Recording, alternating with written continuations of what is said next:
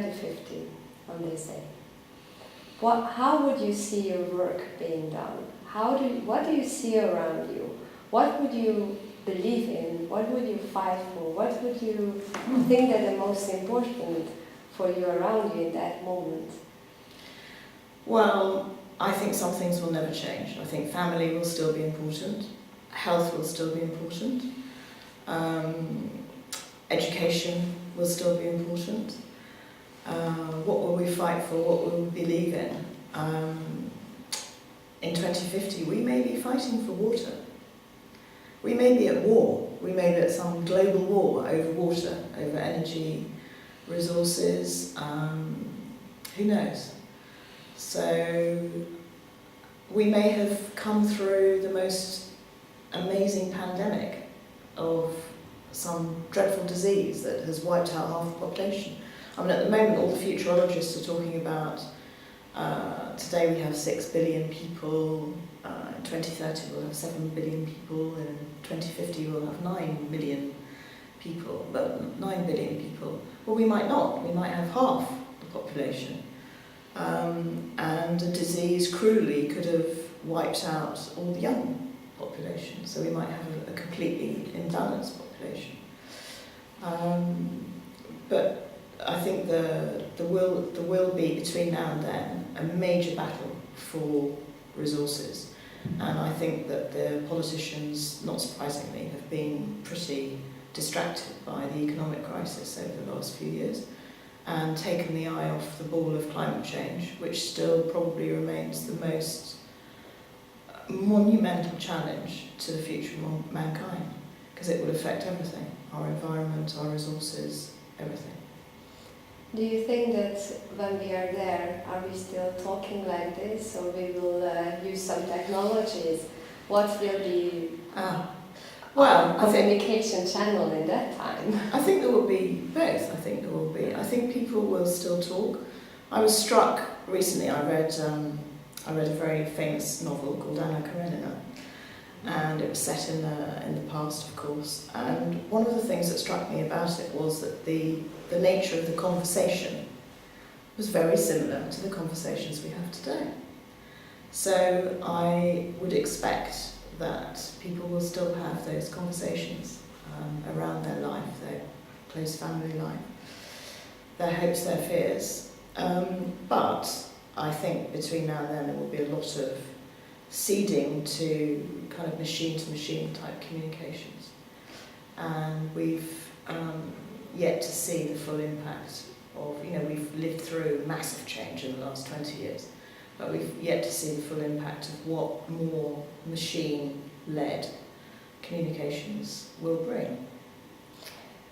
Do you think that we will have the information for us provided in the similar channels what we have of today? I mean, contact with you, reading news, receiving television, internet, or will there be another ways to receive information, to communicate? Because you said that the conversations are very similar, but the channels might differ. And what would you see as happening if something will happen? Because we are already experiencing a transformation in communication channels, but... Well, I would expect some of it to stay the same. I'd expect people still to read. What they will read is unclear, whether they'll still read books in physical format or that it'll all be on some kind of device or electronic paper. We've yet to see the full impact of electronic paper. And that people will still want to create, people will still want to express themselves through writing, and they'll still want to express themselves through film, in the way we call it film at the moment. But the kind of that way of expressing will still, I'm sure, be around. How you actually experience it probably will change. I would expect there to be much more kind of merging of reality and virtual reality, and I think that probably will be a trend in any case in our lives, but in terms of enjoyment of entertainment, I would expect that to be a more seamless I don't know how you describe it really, but a more seamless experience than actually staring at a screen. And, so you can imagine it somehow all around you. Okay, thank you very much. This was very, very interesting. I don't know if you have questions to her, but I really enjoyed this. Good. It's about in time. I think it's really difficult to work out how the media industry is going to look in 5 to 10 years. Yeah. And because we're going through this period of creative destruction. Yeah. When the Media Futures Group was set up, the original thought was that we, in a sense, we can see the old system breaking down, but we can't see what is going to replace it in terms of funding, audience. I don't know, this term content discovery seems to come up. How all these things are going to happen? But by 2050, I would imagine that some of these things will be in place. Well, on the assumption that we will continue to progress as a society and that we won't have all been struck down by some dreadful disease and actually couldn't care less about media and actually only caring about food and water, I would imagine that what will happen will be again a kind of rebalancing between the need, the desire to create, and the need to protect your creation. At the moment we call it copyright, and there are all sorts of battles around who's in control of what and what impact that has on other people's lives further down the chain. But sweeping all that aside, in the future there will still be people who will want to entertain other people, to move other people, to create laughter, passion, sorrow, all those things. I can't believe that all those emotions, those human emotions, will change. Do we need a $200 million Hollywood production in order to be able to do that? Well, if you look, I don't know. I mean, but if you look at what the internet did, in a way, it completely removed all sorts of barriers to entry that were there in the past. Yeah.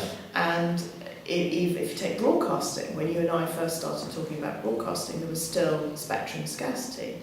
There isn't now, in the sense that it led to a particular kind of regulation of broadcasting. I'm sure all those things will change massively, but I can't also believe that humankind will still not want to have order in society. I think we've still yet to see how social networks will play out. I think the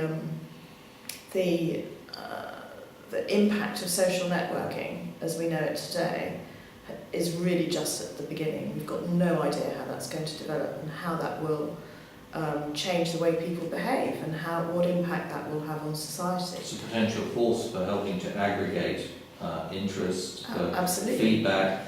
I mean, it's extraordinary. I mean, if everyone talks about the uprisings in the Arab world, but there are other examples too in Africa where people have started to organise themselves. They've started to reshape their societies through being able to communicate, and that's broken through all sorts of traditional barriers of bottlenecks through corrupt wholesalers. So now you've got farmers getting their stuff to market directly using modern communications technology.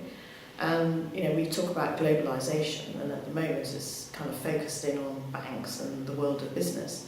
But what about the globalisation of society? And that's what social networks potentially will bring. And that ultimately is going to have an impact on how government organises itself. Because if you just take the recent example of ACTA, you've got millions of people signing up to a petition, most of whom have no idea what they were signing up to, but that's another matter. But you've got this kind of fervour and this desire to belong to a campaign. I mean, when I was young, we would go out on the streets and we'd demonstrate.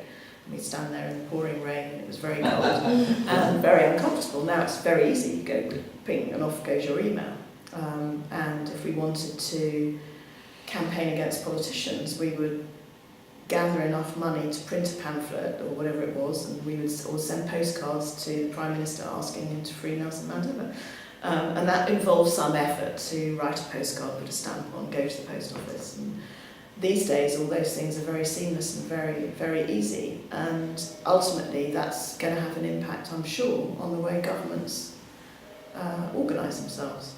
I think, well, certainly, I think ACTA, the vote against ACTA may be seen as a mini watershed at some point in future, because it certainly has been a boost for popular involvement in politics, which has not been too strong recently in terms of actual electoral. Last week we heard the unveiling of the Higgs boson particle in 1897. There was the unveiling of the electron particle, which led to electronics, future of electronics. And I'm just wondering what happens if you combine those two. You've got some major scientific discoveries around mass, and it's been the big kind of mystery of what happens out there in this dark matter. And you know, will that help us solve some of the problems, the insoluble problems of how do you create water, and how do you solve the climate change? I'm not a physicist, so I have no idea.